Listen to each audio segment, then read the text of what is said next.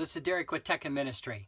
I had done a unboxing just a little bit ago of the Mackie's ProDX8 and the iNuke NU1000 from Behringer. Let's get it over here. There we go. And I had done an unboxing of both of those, and I told you that I would have a venue here coming up shortly where I would be able to plug them up and to actually use them.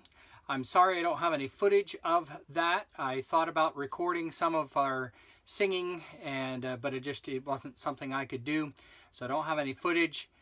But I did hook them up, so I just wanted to talk a little bit about what I ran into and some of the things that I found out. So first off, let me just simply say that I thought they worked well. Once I got everything hooked up and running, the only real thing that I ran into at all was nothing to do with these. I had a little bit of a buzz, and I was trying to figure out what this, maybe buzz isn't the right word, hum maybe.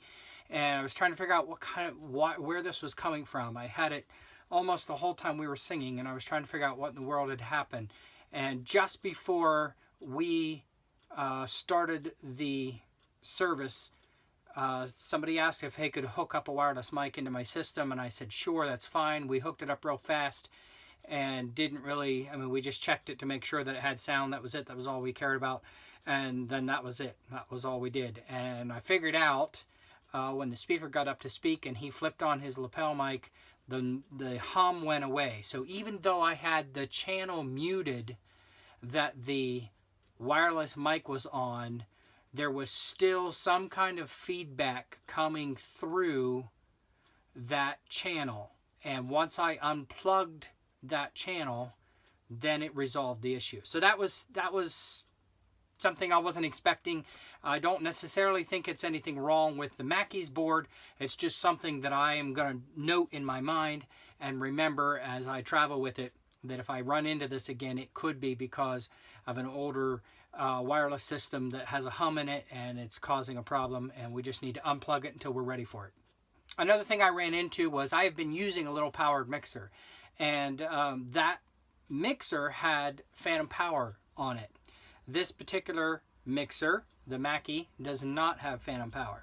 And I didn't think about it. I should have thought, I knew it didn't have phantom power, but I just didn't think about the fact that it didn't. And so when I plugged in my direct box, my particular direct box is powered by phantom power. So I didn't have any sound on my keyboard, and that's one of the ways that I check my sound almost right away. So I ended up spending longer than I'd want to admit trying to figure out what it was that was causing this issue, but I didn't have sound in the keyboard. Well, I thought I didn't have sound at all. And then I realized that when I tested my mics, I had sound. That narrowed it down to the keyboard. And then that got me thinking. I actually walked over to check the direct box and make sure I had it wired up correctly. And when I got there, it hit me. Oh, this system doesn't have phantom power. So there's my issue. It's phantom power. So I ended up having to go out, buy a battery, stick it in there, and everything worked fine. So clarity, great. These two worked beautifully together. They powered my Bose 402s just beautifully. I ran them through the direct box of the Bose direct box, or whatever they call that, their EQ box, I think they call it. Ran it through there. Worked out perfectly. So I came out of the Mackie into the Bose box, out of the Bose box into the NU1000, the iNuke, and just from there right straight to my speakers, and it worked beautifully. Actually, it was kind of nice in the kind of setting that I was in, because we sang for a little bit, and then we went and sat down at a table. We were in like a banquet type of setting, and somebody got up to speak, and I was able to sit at the table. I was able to control the volume. I was able to edit his sound, actually go into the EQ and mix his sound a little bit, all live right there on my iPad without being up and down and all of that. That's something that I'm really going to like, especially if we travel on a camp meeting and we're in a setting where we have a wireless mic or a pulpit mic set up I'm not going to have to get up and start something or stop something or mute something. I can just take my iPad down off the platform, right to my seat, and it worked fine. And so that'll work really well for our venue. So I felt like the setup was smooth, except for my little thing with the phantom power, and that was my bad, not anything with Mackie. And then I felt like the clarity was fine. It was good, clear sound. Had no problem with the sound. I actually had somebody come up afterwards and comment about the sound and the fact that those speakers could really put out some good volume. And of course, we all know it's not just the speakers, although the speakers are a part of it, but you have to have a good, clear system, the whole thing, to be able to get good, clear sound, and that's what it was. So anyhow, just a quick update on the Mackie ProDX8. Once again, no problems connecting it up. You can run it here, right here on the interface, just by pressing the channel that you want or the main mix and turning the knob. So that works very smoothly. And then also, you can also set up, I used an iPad mini and set up my iPad mini, and I was able to fully control everything that was going on live. In our case, I actually set the iPad mini right on the keyboard, and so that was just an easy reach down and touch it. I may change that. I may try to get a stand or something so that's kind of out of the way, but yet it's easy access for me, so it's not too awkward. It was not really possible for me to hold the microphone and the iPad and adjust. So that's kind of why I laid it on the keyboard, and that seemed to work well. There won't be a lot of live adjusting for us. This would be perfect if you had somebody doing your live adjusting, but because I'm doing my own live adjusting, then I kind of have to have it in a setting where I can adjust, when I'm not singing or something like that, so that it's not obvious.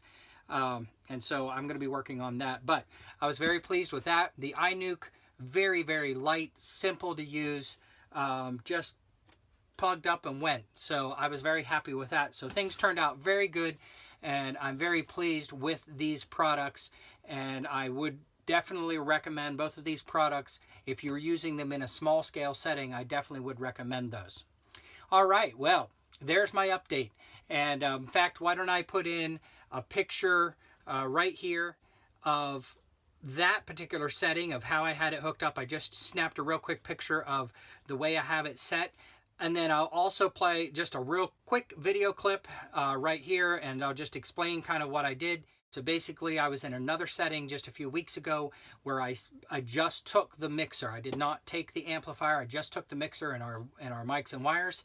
And then I set everything up, all of our mics into this mixer. And then I went one channel out, went into the direct box, out of the direct box, and over here, you will see the church soundboard. And so I went right into the church soundboard and was able to plug right into one of their channels. So one channel ran the master volume, and then I had full control of our mix, and it was very easy. I didn't have to ask them, hey, do you have 5 mics? Do you have this? Do you have that? I didn't have to worry about that.